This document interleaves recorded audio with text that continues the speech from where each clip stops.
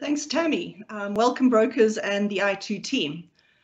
Think about those who've always wanted to go to the Olympics. It's been on their bucket list for ages. They've saved and planned and bought a ticket, only to have it postponed as a result of COVID-19. We've had Wimbledon cancelled, Formula One, Premier League football, the IPL, golf tournaments, and potentially the Tour de France coming up. We've had athletes who've trained and prepared for the Olympics, and here at home for the Cape Epic and the Two Oceans, which was just supposed to happen this last weekend, who've not been able to go. This is hugely disappointing, and depending on the terms and conditions, you may or may not get a refund. But spare a thought for the organisers and the subcontractors dependent on these events, not to mention the many smaller event organisers that have had existing business cancel and have no new business on the horizon. And of course, there's the insurers who've had to pay billions in event cancellation claims and also face a bleak time in the months ahead.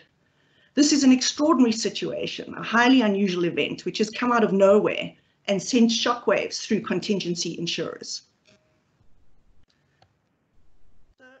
What is event cancellation? And now I'm just trying to get to our slides. It's the protection against the loss of revenue or costs incurred as a result of unanticipated disruptions to any event worldwide. This leads to the event being cancelled, abandoned, postponed, interrupted, or relocated. And what we have is adverse weather is one of these things.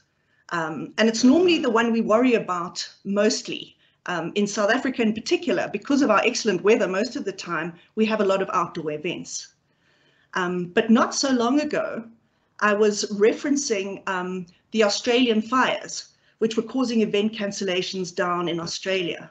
And before then, I was talking about the tropical storms, which were threatening the Rugby World Cup. You may have attended our event on that occasion.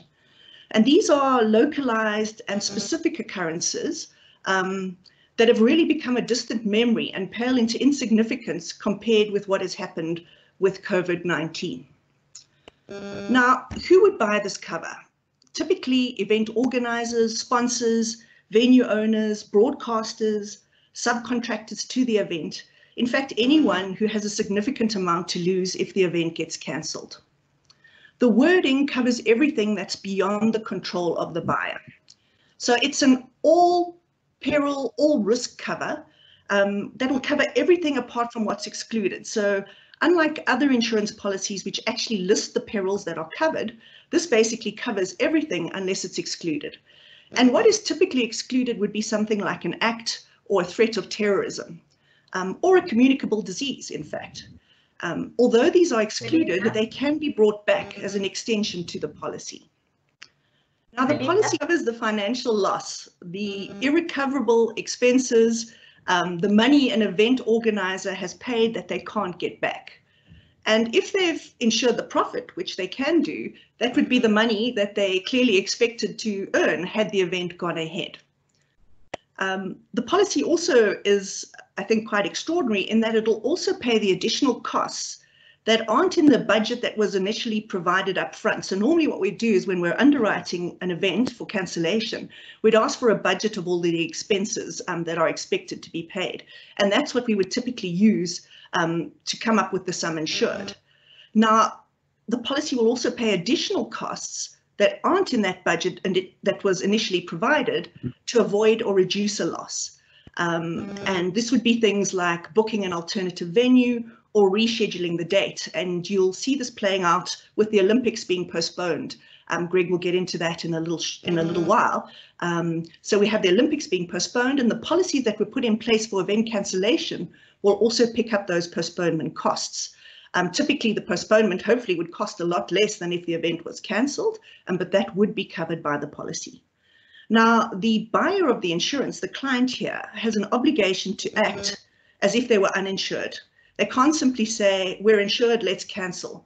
There would have to be all of the underlying features that are required for that policy to be triggered. So how does event cancellation work when it comes to COVID-19? As mentioned, it's an all perils policy, so it covers everything unless it's excluded. Communicable disease is excluded, but it can be brought back as a specific extension. The cover is in place from the time the policy kicks in. So if the disease manifests itself after the policy incepts, there will be cover even if it's months before the event. And this is what normally happens with world-class events on an international stage. The policy is bought months ahead, which is why you're having the insurers having to pay up for those policies now. If, however, the communicable disease extension is bought, but the policy incepts after the disease is already an issue, even though you've got the communicable disease extension, it's a known circumstance and it won't be covered. Now, that all sounds very simple, but of course there could be all kinds of arguments about when and at what point the disease first became an issue. It wouldn't be the first infection, for instance, and it may also be dependent on the actual wording of the extension. For instance, it may require that there needs to be a government declaration about there being a pandemic or an epidemic. It may require travel restrictions to be in place for that particular extension. So as a customized form of insurance, event cancellation policy wordings would vary from event to event. They get specifically customized for that specific event. And whether event cancellation applies to cancelled events stemming from COVID-19 very much depends on the specific policy language and its interpretation. And with many of these interpretations are likely to be decided by the courts.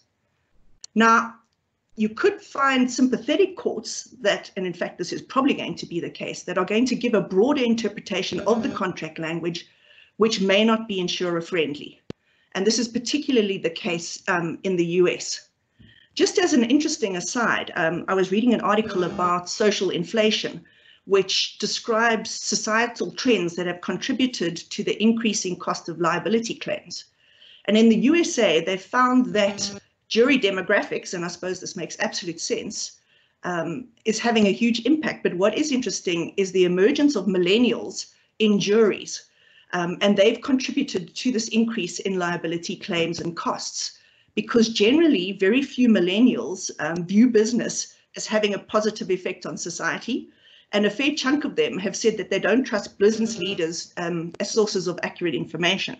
So now you know why South Africa doesn't have the jury system, and I'm very glad that we don't. But nonetheless, our attorneys here in South Africa are busy with insurance policy interpretations, mainly business interruption clauses, but also with event cancellation. And there's likely to be a lot of litigation around this, both here and overseas. So what do?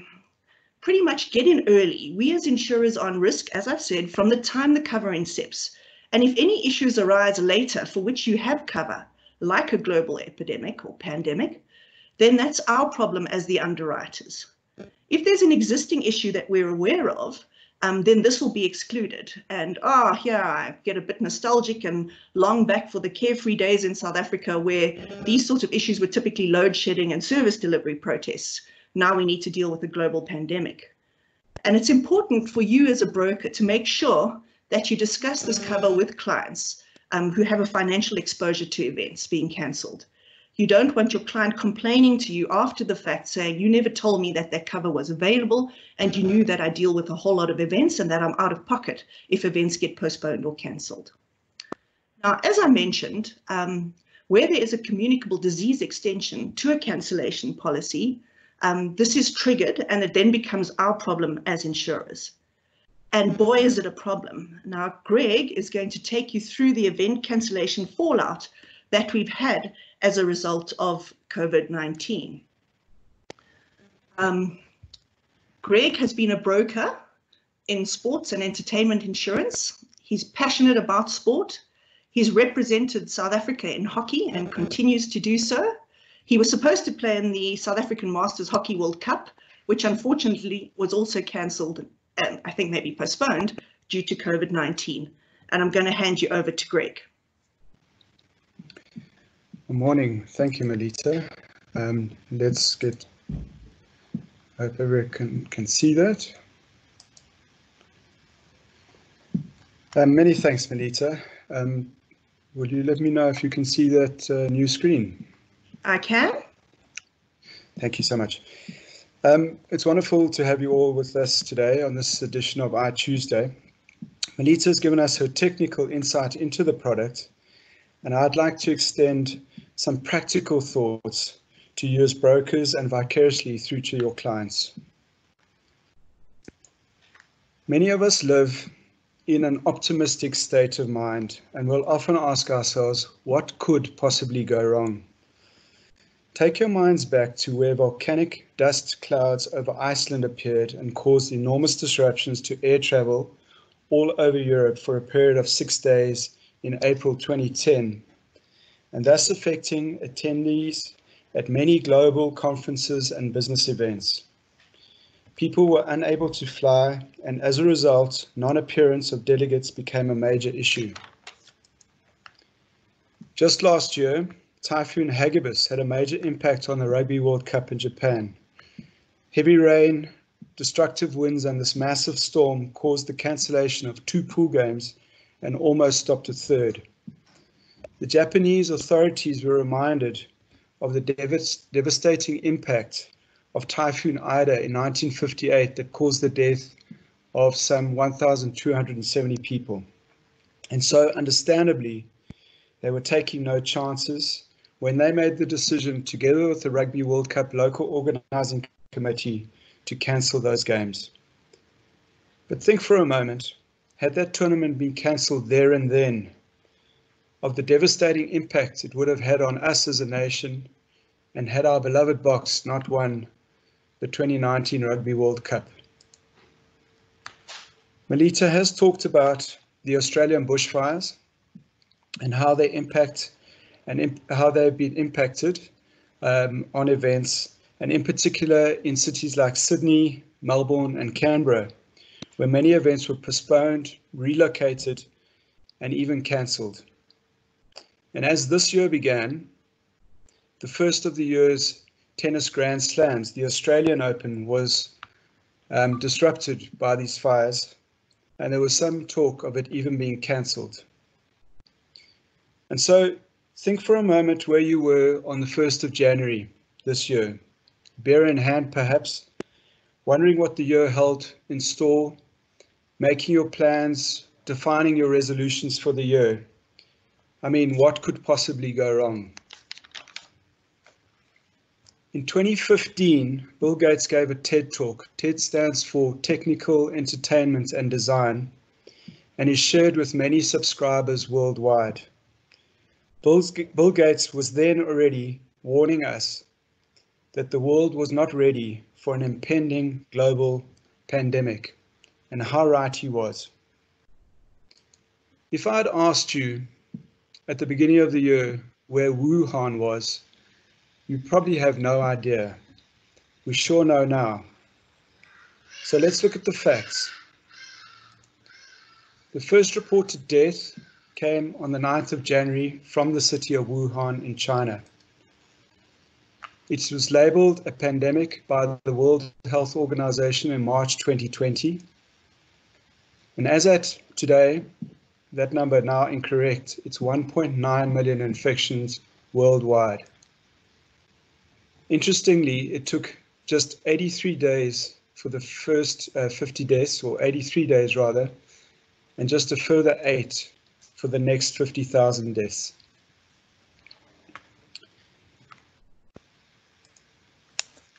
So Melita's done an excellent job of describing the event cancellation policy for us and how it operates. But what on a macro scale are the implications? The global contingency market is taking what only can be described as a big hit.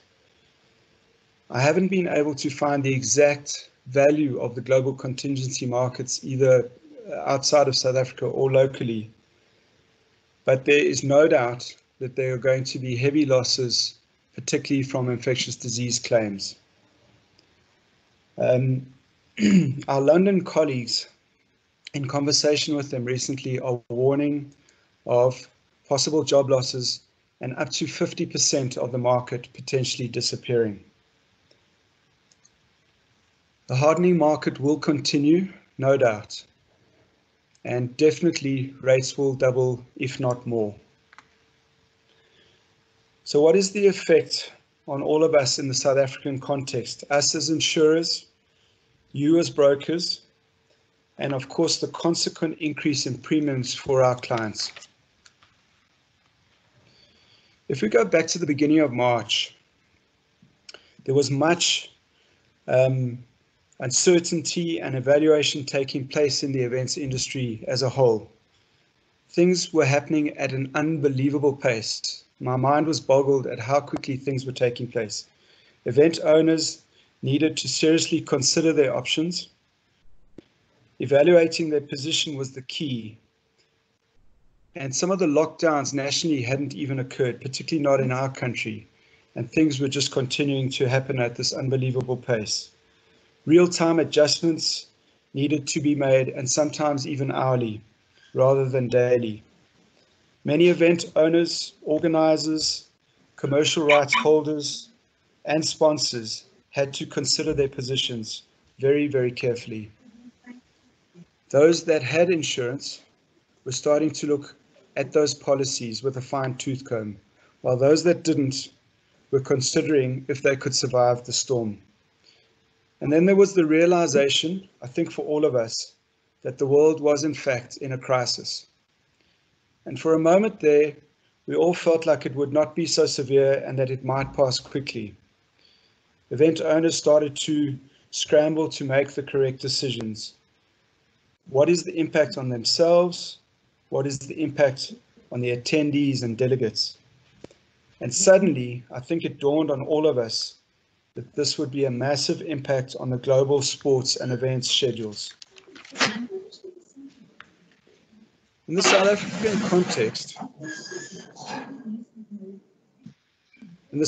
context, many things were happening. The PSL suspended all football matches, and Cricket South Africa terminated all forms of cricket. The Cape Town International Jazz Festival was cancelled, as was the Two Oceans Marathon. And then I think very, very significantly, the ZCC, or Zion Christian Church, called off its annual pilgrimage to Moriah, involving some 3 to 5 million people, a very important event in our country. So we turn our attention to further afield and look at the iconic Wimbledon tournament that Melita spoke of. The tournament dates were due to start in late June. And it turns out that this is the first cancellation since the World War. And that really did put it in perspective for me, that the severity of the situation we were in 2020 as a result of the virus.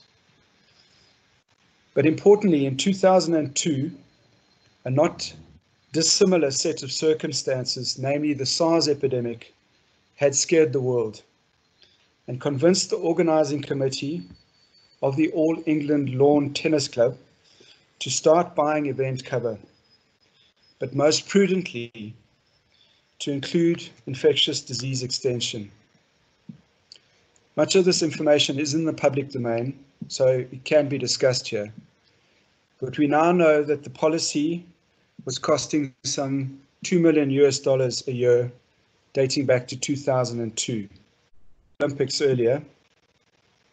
And I guess the big question for me and for all of us is, what is really going to happen? So the Olympics have been postponed, and that's the first time there's been a postponement. The world wars did prompt cancellation, but this is the first time that there's been a postponement. I don't think we still know how the virus will respond, particularly in the Northern Hemisphere's winter. Will there be mutations that take place? And we still can't be certain that the Olympics will in fact take place in 2021 on the postponed dates. There is, however, the formation of what they are calling an all-partner task force that is made up of all relevant stakeholders, including the local organizing committee of the Tokyo 2020 group, the IOC themselves, World Health Organization, the Japanese government, and the local Tokyo municipal government. I'd like you to spare a thought too for all the qualified athletes who have had to adjust their training programs to compensate for the change in dates In fact, we'll never know how many Olympic and world records would have been broken this year at Tokyo. A very interesting fact about the insurance cover for the Games is that it is made up of 2 policies. And and still to date, there is no reliable indication of what the size of the claim due to the postponement will be. The first policy covers the IOC themselves, and it covers their revenue and attaches to their broadcast and TV rights across the planet. The second policy covers specifically the local organizing committee of Tokyo and covers predominantly their expenses. It is written out of Japan, and Tokyo Marine do have local exposure, as you would expect. There are certain details here which, due to confidentiality, I'm unable to share, but something that is in the public domain are the complications that we've encountered, or they've encountered, with the Olympic Village, namely the developers and the consequent sale of the apartments by the developers in due course, and of course the resultant damages and delays. It is going to be a very interesting outcome and will take some time. We may only know the result of this early in the new year. For many, and I include myself very much in this group, April isn't really April until you sit down in front of your television and watch all 4 days of the Masters, and especially the final day as the leaders go through Amen Corner and down the final stretch. However, in the case of both the Masters and the PGA, they have elected to postpone, and we can only surmise that their insurance coverage is such that this will be preferent to an outright cancellation. So the Masters has been delayed to November, while there will be no announcement this year of the champion golfer for 2020 at the Open, as the RNA have elected to cancel. We believe against the backdrop of adequate cover in place. So we need to delve slightly deeper then into the roles and responsibilities of the various stakeholders. For the agencies, they handle the servicing and the leveraging of the sponsorship properties, but with empty stadiums and venues, elaborately planned activations have to be creatively adjusted at this time, or this means certain losses of income in their hands. And for the agencies selling sponsorship properties at this time, it is not the time now for sponsors to be partnering. They need to consider the virus and if the events will move out, and will the new postponed dates be suitable to achieve the objectives. I think for the sponsors, it is all about ROI and their objective, and to understand, is the sponsorship still worth it? And for the rights holders, they feel the impact from a loss of already spent money on event productions. For them and our key clients, the event organizers, it is about overheads, venue bookings, flights. If your event was going to be soon, it's about suppliers and time spent. Will your deposits be refunded? A postponement means refunding or holding money to a later stage. Will you still make the same money at the later dates? Will fans come to my new postponed dates? And will I retain the sponsors? And finally, for the attendees or the fans, that's us, the question will be, is it still safe to go? Are the new dates suitable to me? Can I afford it? And will I get my refund if I spend money on travel or accommodation? So the question is, will the show go on, and how will that happen? Is digital and broadcast the solution? As per sports matches, do they play to empty stadiums with no spectators, but the fans still get to watch on TV or stream online? And for conferences, festivals, trade shows, concerts, and the like, it might not be so easy, but do we stream the sessions live to an audience that is not in the room? Anyway, the virus is saying to all of us, we need to be creative. F1 Motorsport has successfully turned to esports, as has NASCAR. F1's first esports virtual Grand Prix attracted 395,000 concurrent viewers across Facebook, Twitch, and YouTube. We live in an age which has seen dramatic changes in technology, and where in some cases as little as 20% of the audience are watching live. Many use secondary channels, on-demand, recorded TV, online services, and social media platforms now. And so for us in the insurance industry, we're left wondering what will happen. There are going to be new entrants into the market. There have been and will be heavy losses. But as the show goes on, I feel, as do many of my colleagues, that there is potential and excellent potential for growth. And so now is a good time to be marketing, to be talking to one another, honing your products, marketing your services, but most important, never forgetting who our target market is.